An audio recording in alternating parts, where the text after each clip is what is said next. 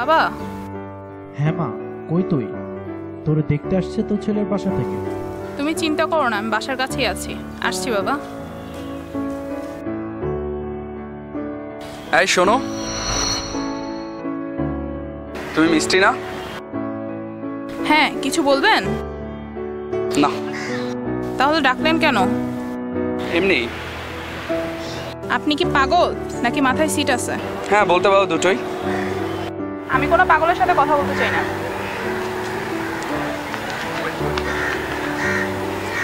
পথ ছাড়ুন। আমি তো তোমার জন্যই পাগল, একমাত্র তুমিই পারো আমাকে ঠিক করতে। মানে? মানে মানে হচ্ছে আমি তোমাকে বিয়ে করতে চাই। মাইনে কত? মানে? বলছি মাসে কত ইনকাম করেন? মাইনে এই তো সামান্য কিছু। আপনি কোন সাহসে আমার সাথে প্রেম করতে এসেছেন? 2 মাস পর একটা কোম্পানির এমডির সাথে আমার বিয়ে হবে। আপনি তো তার বাড়ির চাকর হবারও যোগ্য না।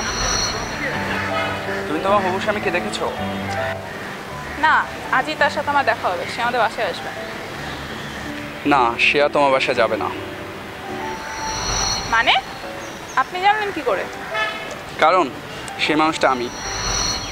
তুমি কি বলছো? যা সত্যি তাই বলছি। ওয়াও, কি সুন্দর তুমি। তোমার মতো একটা ছেলেকে তো আমি মনে মনে খুঁজছিলাম। কিন্তু আমি তোমার মতো মেয়ে খুঁজিনি। আমি খুঁজেছি এমন একটা মেয়ে যে আমার টাকাকে নয়, আমাকে ভালোবাসে। আমি অত্যন্ত দুঃখিত, আমি তোমার মতো অর্থলোভী মেয়েকে বিয়ে করতে পারবো না। আমি চললাম, গুড বাই।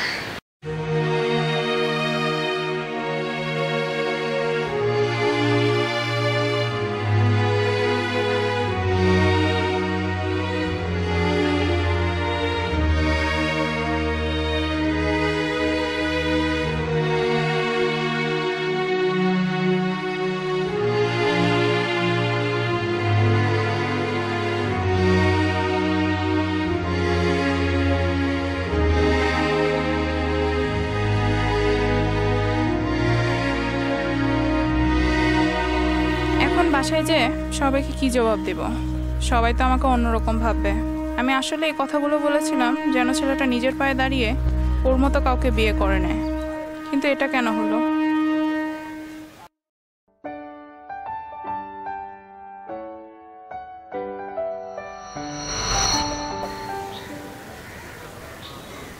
মন খারাপ?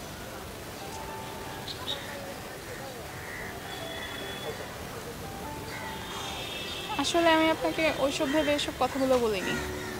আমি জানি, সেজন্যই আমি ফিরে এসেছি। আমি চাই আমি যেমন সাধারণ তুমিও সেরকম সাধারণ হও। আমার জন্য এতটুকু করতে পারবে না? পারবো। Thank you. চলো, বাসার সবাই অপেক্ষা করছে।